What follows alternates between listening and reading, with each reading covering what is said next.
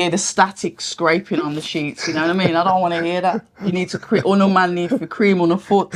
Anyway, you know what? This has probably gone on a bit too long. A whole conversation about nothing to do with boxing. P Diddy get in trouble in prison. All right, I'm sorry. Well, Stick to you boxing. know what? You know what? It's happening, isn't it? It is happening. So that's why we spoke about it, because that's what I was listening to before you arrived. Anyway, Riyadh season, UK. We've got to get down to it. How have you found it this week, Johnny? Amazing. I think Riyadh season's bought London.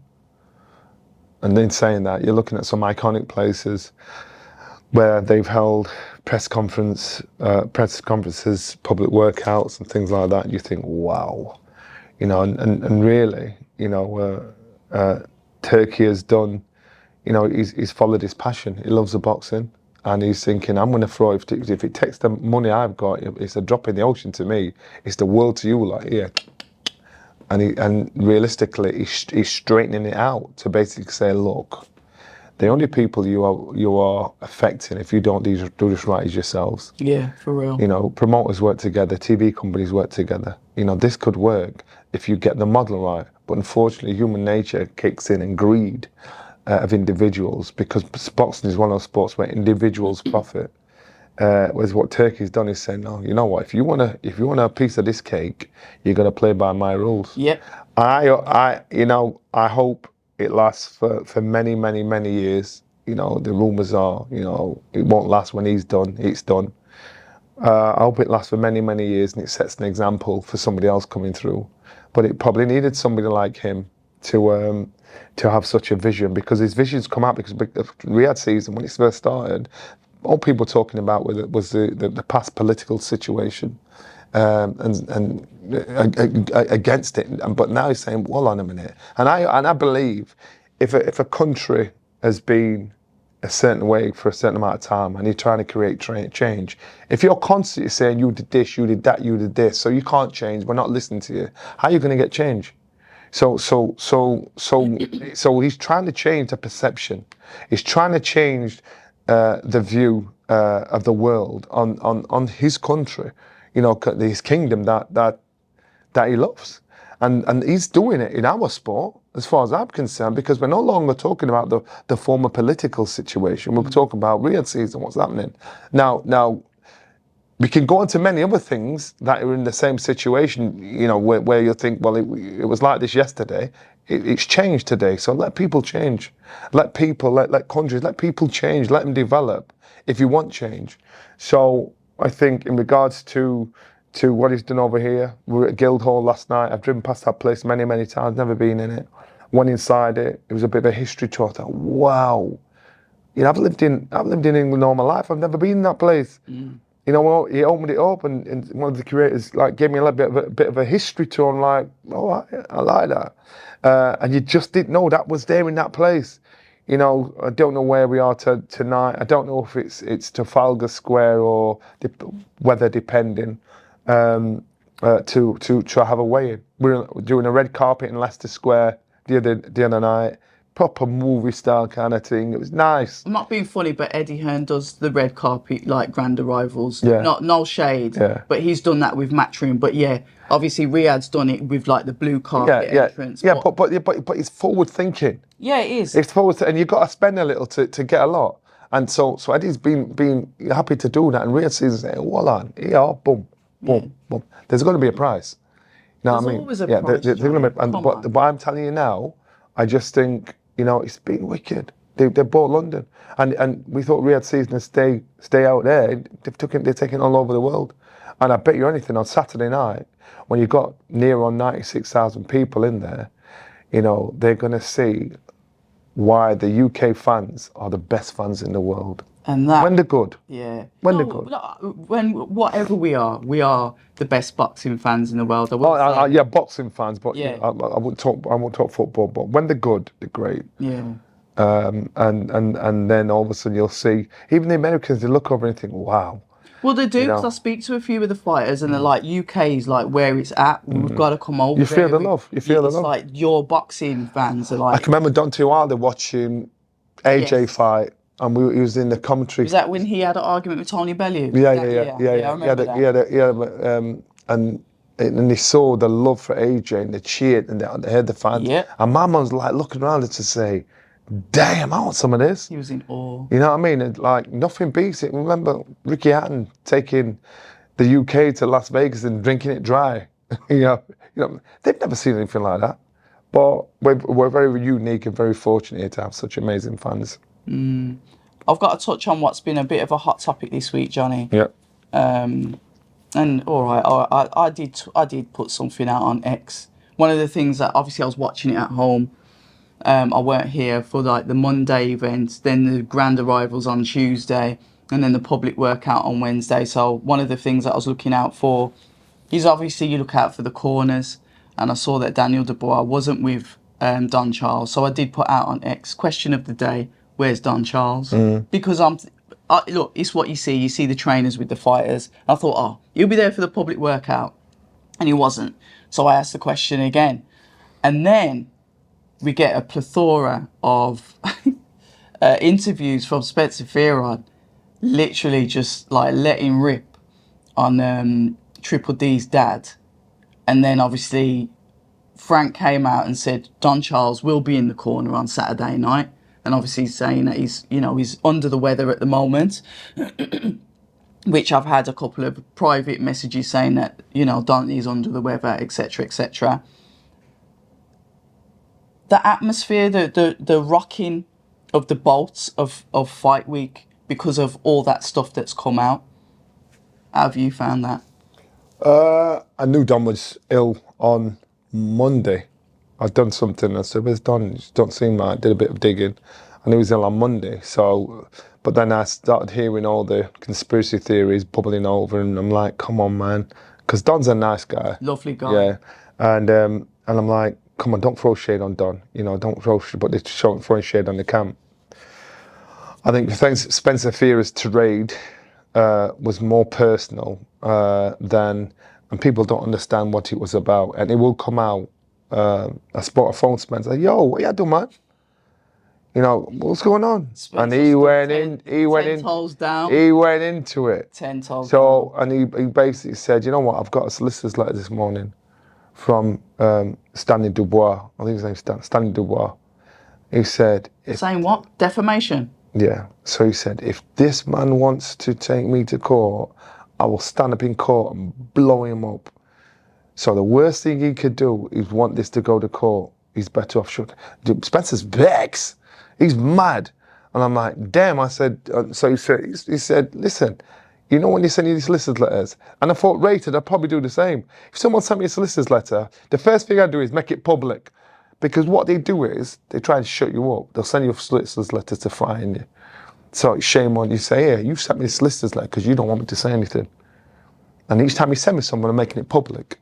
So. What a mess, though. Yeah. So. Johnny. Pardon? What a mess, though. What a mess. It's a mess. But when you the reasons he told me, Yeah. if they are true, I understand the reasons he's told me, and I'll tell you off camera. So the reason he's told me, Spencer Fearon isn't a liar. I've never had him down as well, that's what I'm saying. He told me, and I thought, if that's the case, he shit stirs. But he's not Oh, he puts a lot of seasoning on it. You know what I mean? But so when he told me, I went, all right. I said, yeah. So he said, he don't want to stamp in court with me. I'll ruin him. Damn. So, and he said, I've been waiting for this moment. Okay. So there's a lot. Okay. There's a lot going on that you don't know about, and that's what he told me. So nobody sue me and send me no letter. So when that came out, I think people have just got caught in the crossfire, and Spencer now he's set the situation, set the scene, because everybody that sees him is going to say, what's that about? And he's going to say, well, you asked me, so I'm going to tell you. Yeah. You know what I mean? And that's what he's done. That's how he's. But I just saw he'll get messy. I'm not sure his interviews are still up, Johnny. Wait there, let me check. I'm not sure if the interviews that he had that he's done are still up. 1 second.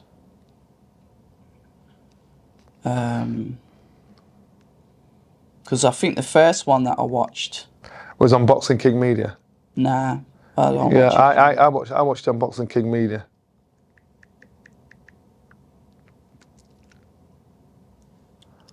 And Frank's commented on it. So why would they be taken down unless they've spoken to Yeah, I can't see it. all right. One of them's gone. Well, it must have been squashed then. But we just phoned Spencer. Yeah, I will actually, just to see how he is, because I did a live last night and a couple of people were asking. But all I'm thinking about, and this is how I look at it, Daniel Dubois, IBF champion, yeah, going into this world title fight with somebody that's extremely hungry and wants his belt back. If I was Anthony Joshua, I'm seeing that as, that was mine, I want that back. So you've got that hunger from Joshua, then Dubois, whatever's happened, whether it's true or not, has got to sit there, and you know Dubois idolises his dad. As a son to a father, he's sitting there listening to someone like proper burn his dad. Now, say for example, if Dubois was more like you and I, that could potentially have an effect on him, like mentally going into the fight. But I think because Dubois is sort of like how he is, Black and white. I don't think that's going to bother him. But No, it's not. when you think about it, leading up to such a major event, that's the last thing you want to be listening to. And that's just me looking at it as a parent, innit? Thinking that the kid's going in for something really important and then they're getting absolutely splattered. Whether it's true or not, that's not the point. I'm just saying the situation itself. Right. I can't say nothing, man. What he's telling me, what Spencer's telling me, I just think, you speak to Spencer. No, if what he's telling me is true, I'm like, Spencer ain't a liar. and for Daniel, I will sit here and say for Spencer's Daniel, not a liar. yeah, for Daniel, he's just got to concentrate. How do you do that though, Johnny? This is what I'm talking about. You, About the you know what? boxing. You know what? In reality, okay. So in reality, if Daniel Let me stop this. Wait there. For Daniel, the dad's not the coach. You're right. So the dad's the cheerleader in the corner. So therefore, that side of it is thinking, let me deal with this differently. My argument is this: how can you cuss out Tyson Fury's dad in the corner for being being disruptive, and not cuss out Daniel's dad? So it's all good when you win. It's all good when you win, when Daniel won, but when you lose, someone's got to get the blame. You. So if Daniel had got turned over against Igovic, his dad would have got the blame. You know what? I can't even argue. I can't argue, Johnny. You understand? And so, and listen, I'm the first one to jump on Tyson Fury for his bullshit. And so now all of a sudden it's the other way around. So you can't cuss out John Fury for doing the same thing Stanley Dubois has done. Because either way, there needs to be some kind of decorum going on in the corner. Yeah. Because when it's good, it's great. Yeah. But when it's bad, it's you. So far he's got away with it. And so far as everybody's saying, Daniel needs his dad, blah, blah, blah, because he won. Because he's won. So what if he lost? Right. You know, and the thing is, I know Daniel's idolizing his dad, looking at his dad for motivation and everything. I'm telling you now, as a fighter, yes, you're in the gym, your boss is the coach. The coach is guiding you.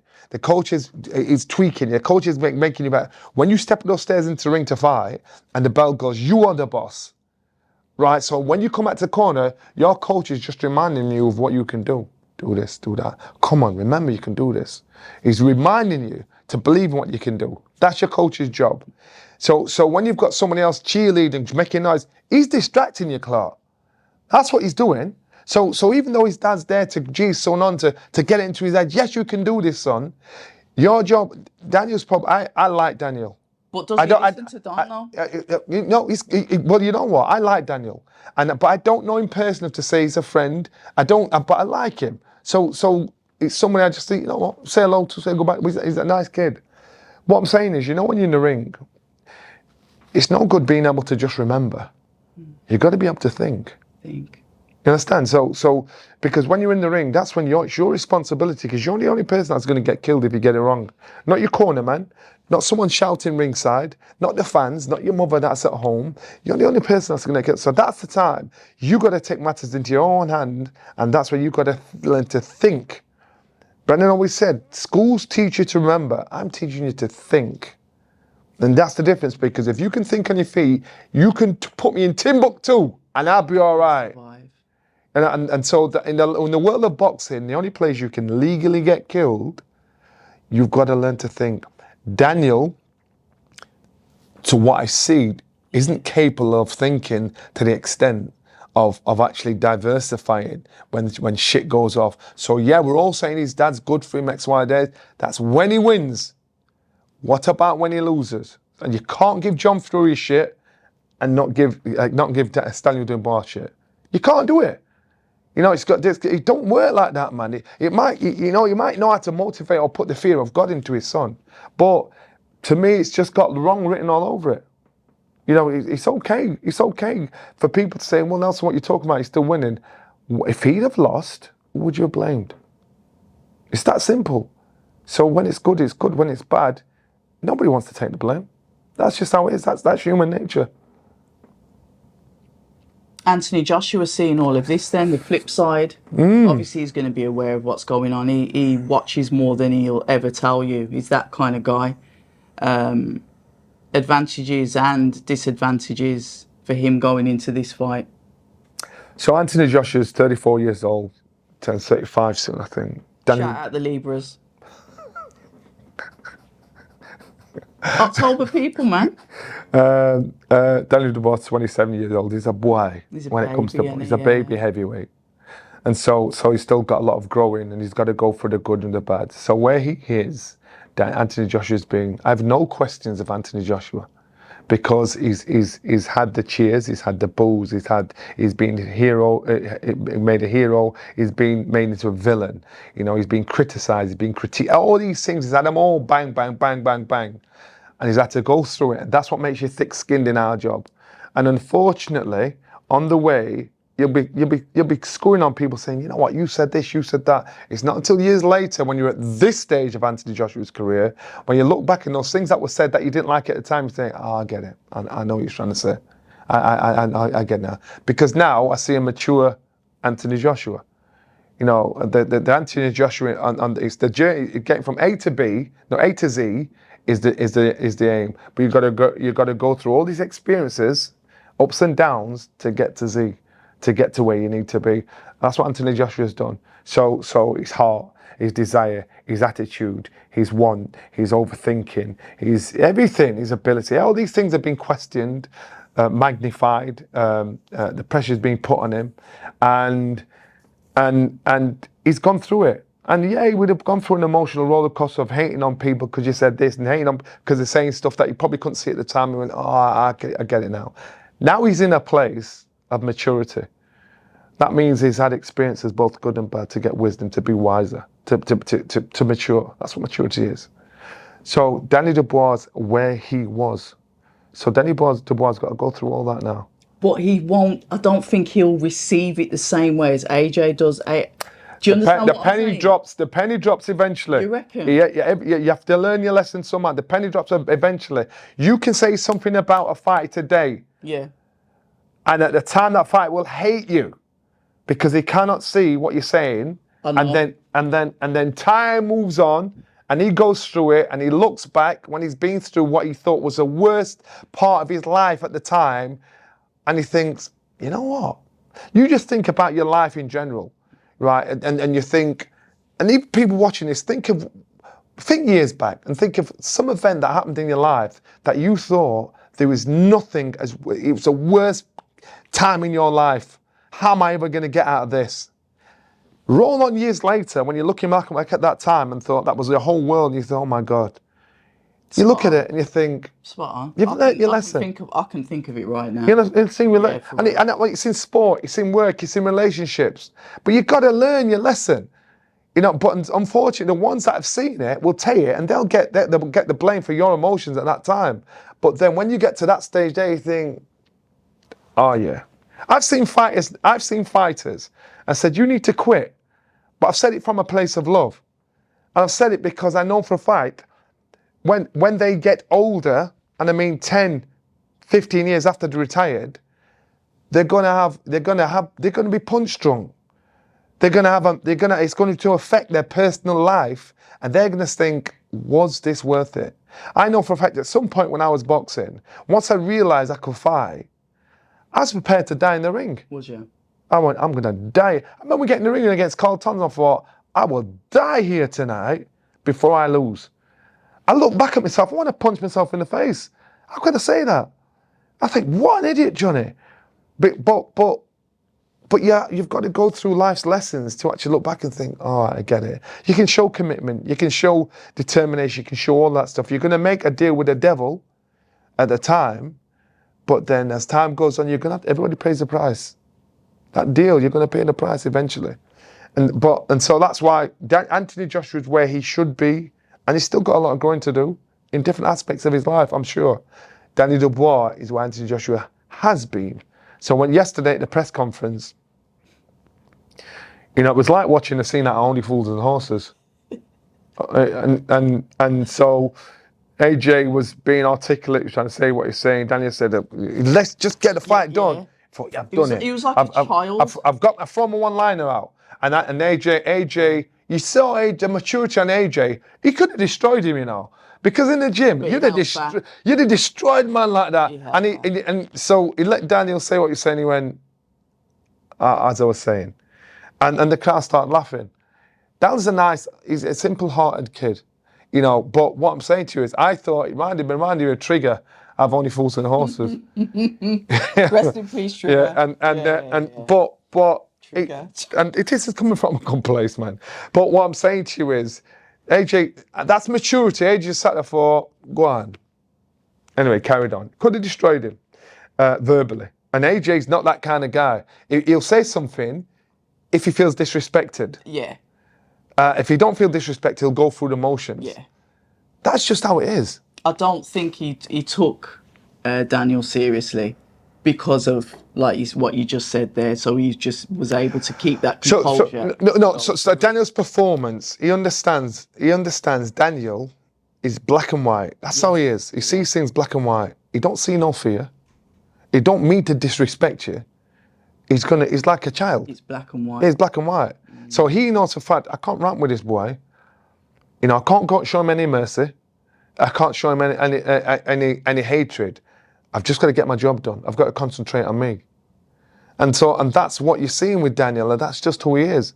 His cheerleader there is Frank Warren, because Frank Warren's seen it. Frank Warren knows how it's done. Don Charles has to know how to nurture, get the best out of Daniel.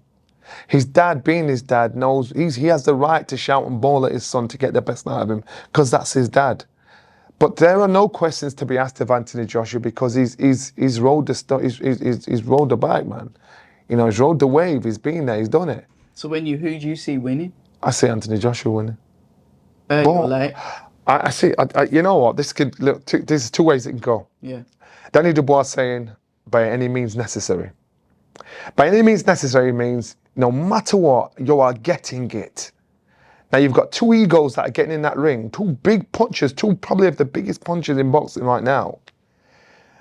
I can see it being like a Hearns Hagler, heavyweight version of Hearns Hagler. Can you? Yeah, because Daniel will go in there trying to put on AJ. The second he gets one lick, AJ's going to answer him. Yeah, he will. And then Daniel's going to answer him. Then he's going to boom. You've got two big punchers letting them licks go. It's who can know who shot the most. All right. Because there's no back off. Because sometimes you're boxing, someone gets you with a shot, like, all right, you just put that into a compartment. As soon as they get the chance, you're catching this, Ross. But no, these boys are like, bam, bam, bam, bam, bam, bam, bam. That's what can happen. So if because Daniel cannot stand off Anthony Joshua in a million years. Because AJ's got a fast jab. Yes, he has. He's got he's got a fish. He's got a beautiful fishing hook right hand where he throws it out and then boom, brings it into the back. Yeah. And the power and the hook on the end of the shot. Very explosive. Yeah. So he's fast. So with Daniel, knows for fact, I've got to get up close to this guy. So he's either going to walk into it, blam, or he gets up close and they start crossing swords. When they start crossing swords, they're both going to get hit by heavy punches and both going to get hurt. I had a dream. Oh, here we go. It's Septic Peg. Mystic Meg Johnny Nelson with his dreams. Weeks ago. You sound like my mum used to say that. I had a dream, no, but I got this so because me did have a dream. But it was months ago actually, probably about 6 weeks ago. What was it? Danny Dubois hit Anthony Joshua, wobbled him. Yeah. Okay. Then What, hit him. equilibrium? Was it a hook shot? I can't remember the shot, but Danny just staggered a bit. Skanky leg. Hit him again. Stagger started to fall into the ropes. The referee jumped in. Then I woke up.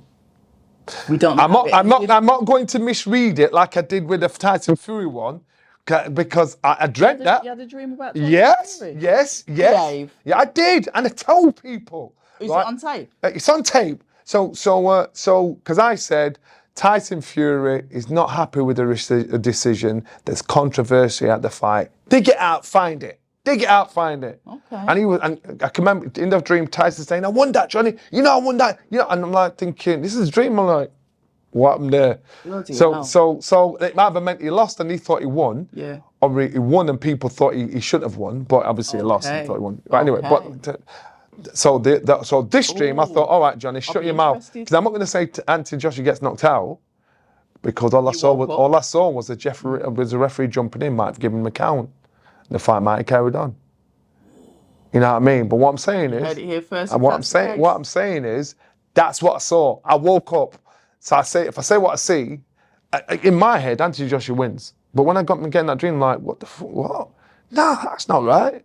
But I'm not going to make the same mistake as well as last time. I think it's going to be a good fight. So what are we saying then about? I've got to speak about the co-main, which is our Tyler Denny and Hamza Sheeraz. Once again, people are writing Tyler Denny off again.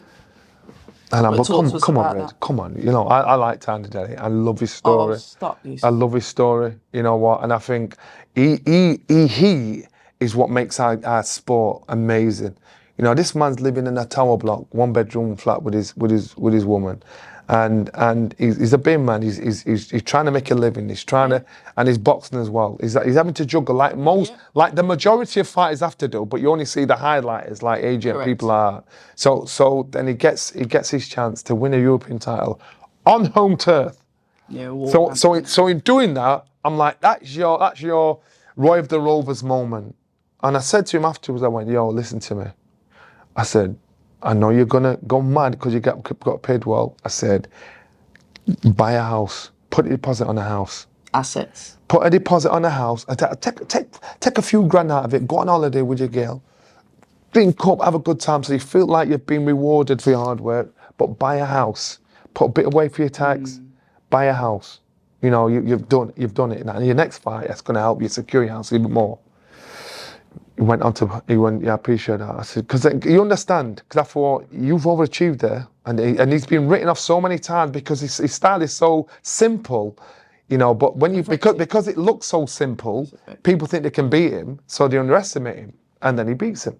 So then then afterwards he fights again, you know, and he appreciated the advice. I love that. I love seeing that. Beats Felix Cash. You know, again, a fight he should have been written off for. I didn't think he'd lose against Felix Cash. I didn't think he'd lose. So now, he's fortunate enough to get on such an amazing bill, an amazing platform, to fight Sheeraz. Sheeraz is a tall, rangy, good inside and outside boxer. Powerful as well. He's powerful. The way this man talks, he's on a journey. I can remember Lennox Lewis coming, and nobody remembers him boxing in Hull, right, doing his little interviews. And when you see him, he came into our gym. He was watching us doing the footwork, and he was watching us train. And Brendan did the same to him what he did to everybody else, because I think he was considering coming to train in the gym. And Brendan did the same to him. Can you read? Can you write? Can you add up? And Lennox was like, what? You think I'm stupid? You know, looking at him to say, what, you say that to me? So Lennox is not getting it. Brendan's making you think straight away. The first day, it's your first day of education. Okay. And Lennox is watching a spar and he's like, looking at Brendan as if to say, what kind of question is that? You know, and he didn't get it. Anyway, went on, but he ended up boxing in Hull. My point is, Sheeraz, he spoke, and the way he spoke like a future king. All right. And he's part of his journey, and unfortunately there's going to be collateral damage. That collateral damage is Tyler Denny. Oh, come on, man. And listen, you know what? I want success for Tyler, and you know what success is. Got any tissue? Success is He's made some dough. He's changed the direction of his life.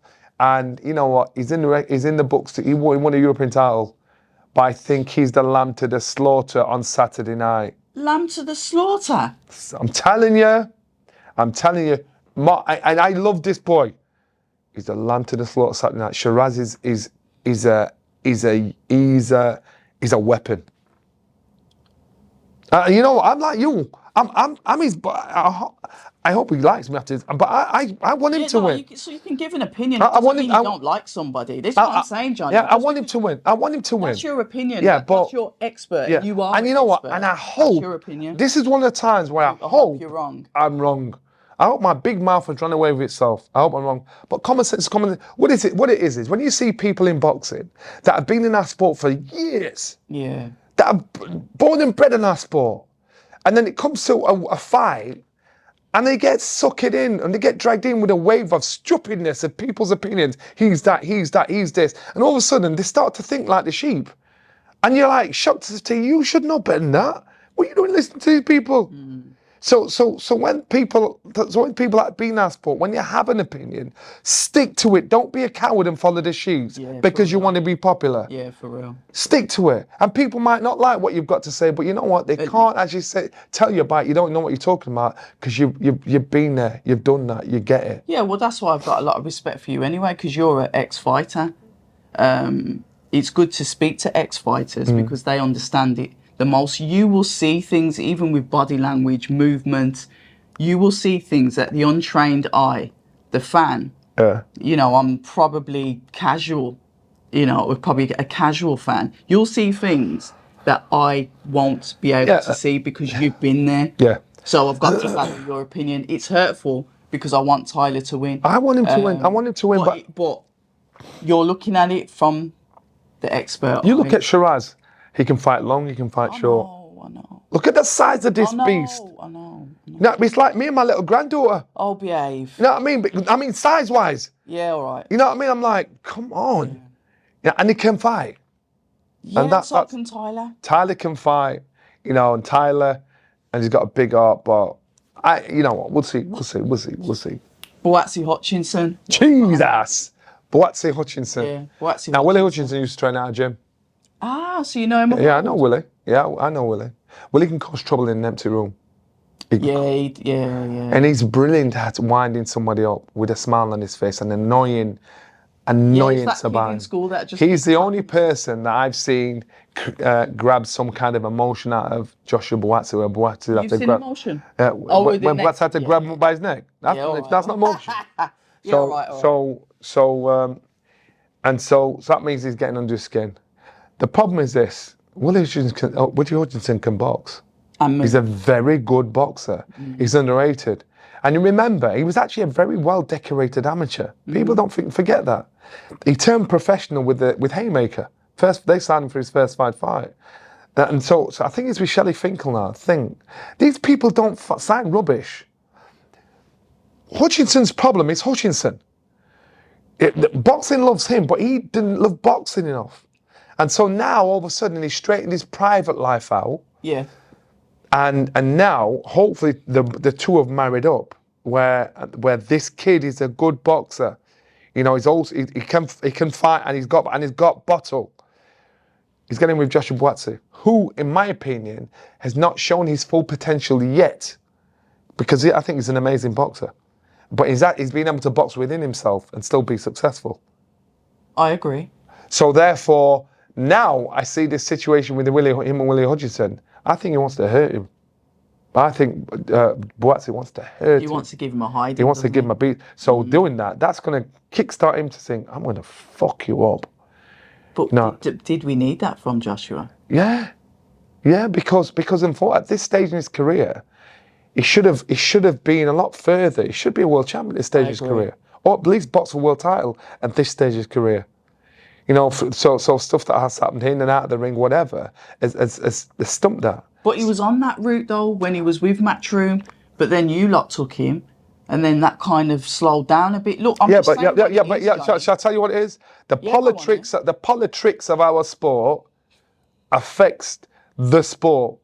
That's what it is. The business and the politics. That's what it is. And that's why, and it's a fighter that gets blamed for it. The I ain't blaming politics. Josh. Yeah, that's what it's the politics around it. And the thing is, when you talk about fighters, and when a representative, a promoter or whatever says X, Y, Z, we're doing this, and my fight X, Y, Z, they're doing their job. That's the politics. The fighter does his job. Unfortunately, the fighter gets the blame. You know, when I was younger, I used to go out, and I started to get a bit of a name in the boxing, and I was out with my mates. My mum would say, Johnny, you remember, it's just your name you go and call. Yeah, for real. You understand? Real. Johnny Nelson and his friends. For real. Even if I'm not doing anything. For real. So in the sport of boxing, they're not going to say Eddie Hearn's fighter or Frank Warren's fighter. They're going to say, or Ben Shalom's fighter. They're going to say, Joshua Dubois, blah, blah, blah. He's getting the blame for their mouth. So when fans think he doesn't want to fight, fighters want to fight each other. It's the people around them that are taking care of their golden goose. So before we go, then a prediction on that fight, because I think we're coming to. I think Joshua Buatsi, boxing, he's on his best form, wins. But if he sleeps on Willie Hutchinson will pickpocket him and beat him on points. We love it. Johnny, it's been a pleasure. Thanks for finally turning up. No, did he? People say I'm toxic, and honestly, I don't care.